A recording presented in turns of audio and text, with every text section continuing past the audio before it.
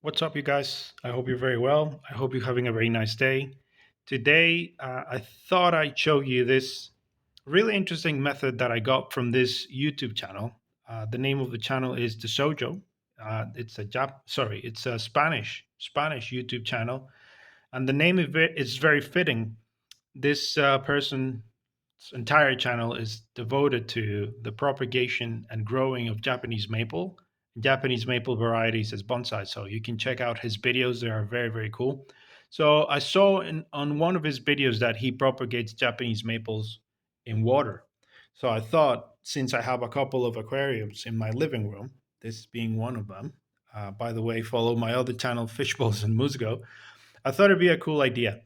Normally, what I do is I air layer them. This is a little Japanese maple that I think you've seen in other videos where I show you my Japanese maple little corner. I have a Sojo one, a couple of these, and the traditional air layering. It's very reliable, very simple. But some people don't like to perform the operation and they prefer the cuttings. For me, what happened with cuttings is that after a couple of weeks, all of them, or if not, the majority of them were already black and moldy. But with this method, by the way, a couple of weeks ago, I started these. Um, a couple of weeks before that, I started these, and you can see that they're green, they're thriving. These are about a month old, and you can see that they have now produced, a couple of them have produced roots. So, first of all, they're green, they don't become black and moldy, and they also produce new roots. So I really, really like this method. I don't know if you can see there. Well, the one further back, you can see that it's about to explode.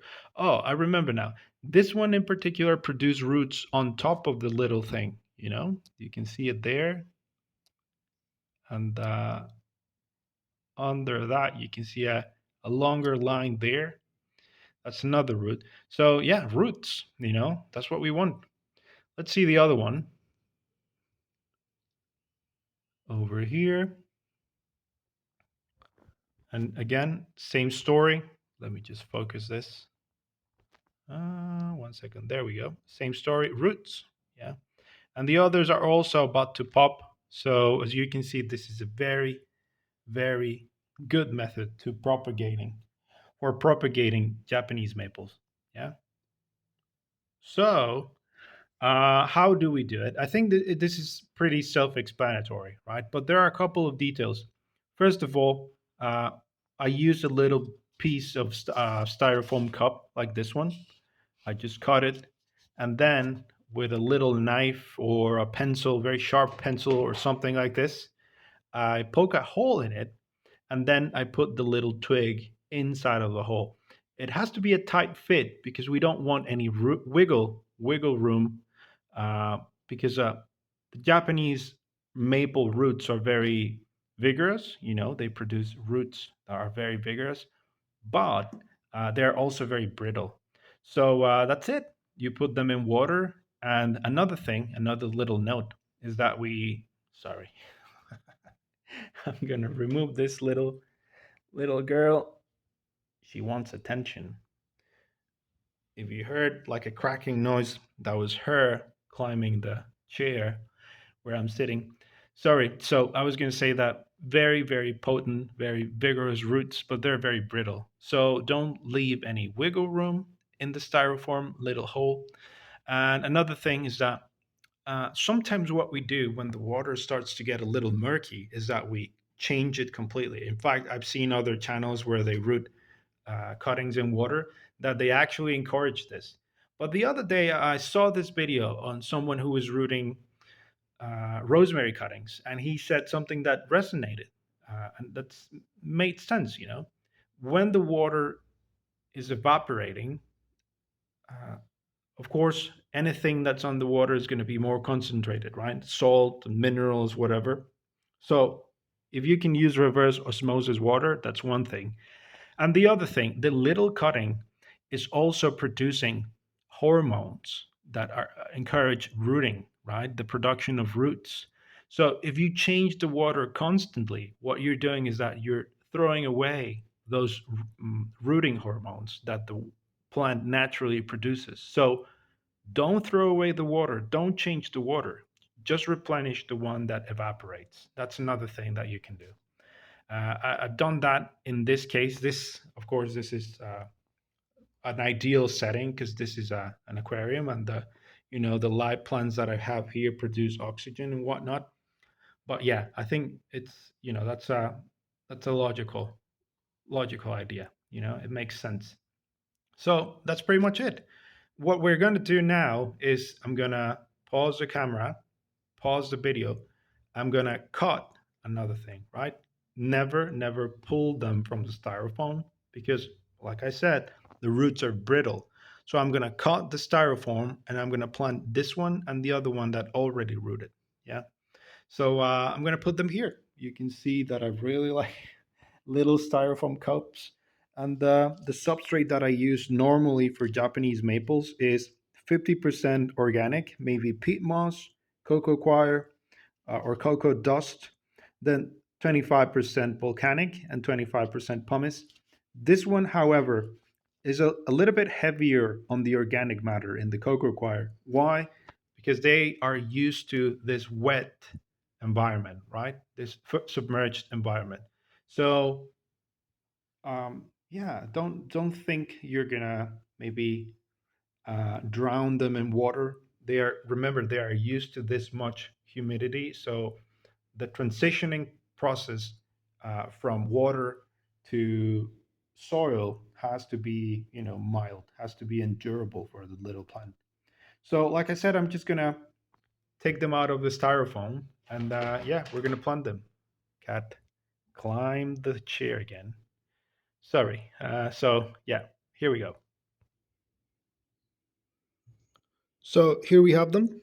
We can see more clearly just how small these were, how small these cuttings were when I cut them. Maybe you could try with bigger ones, but this was just an experiment. So I'm really happy they came out well, and yeah, you can clearly. Let me just zoom in. You can clearly see the roots here. Clearly see the roots here.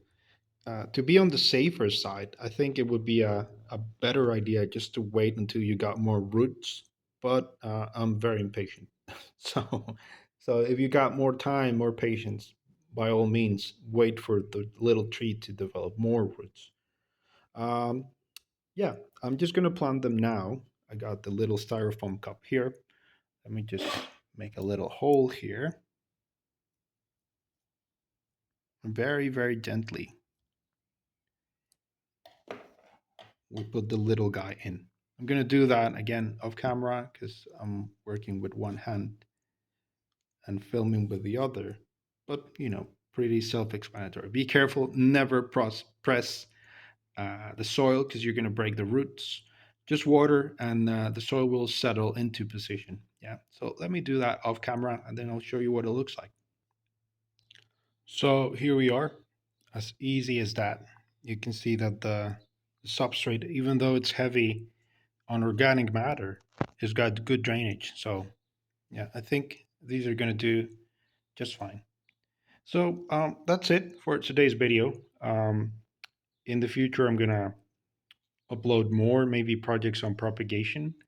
Uh, Off camera, I did some air layerings or air layers in one of my cherry blossom trees. So yeah, I think that would be interesting to see as well because this time I use rooting hormone. I don't usually uh, use rooting hormone, but uh, let's see what happens. Yeah, let's see the results.